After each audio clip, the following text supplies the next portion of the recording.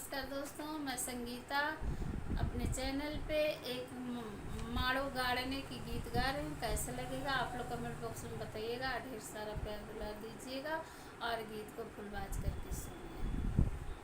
पापा हो कवन पापा काने बने गईनी जी, कौने बन का बसवा पापा आंगने गाड़ौली जी, कौने बन के बसवा पापा।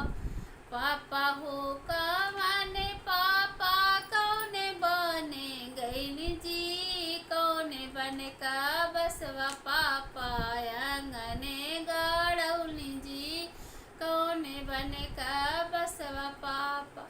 बेटी हो कवन बेटी, बेटी हो कवन बेटी बिंद्रा बने गईली जी, बिंद्रा बन का बसवा बेटी अंगने गाड़ौली जी, बिंद्रा बन का बसवा बेटी अंगने गाड़ौली जी। चाचा हो कवन चाचा कौने बने गईली जी, कौने बन का बसवा चाचा आंगने गाड़वली जी, कौने बन का बसवा चाचा। बेटी हो कवन बेटी बिंद्रा बने गईली जी, बिंद्रा बन का बसवा बेटी आंगने गाड़ौली जी, बिंद्रा बन का बसवा बेटी।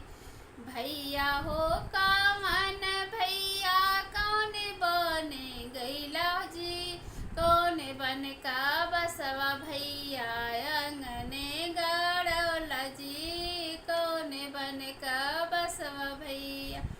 बहिना हो कवन बहिना बिंद्रा बने गईली जी, बिंद्रा बन का बसवा बहिना आंगने गाड़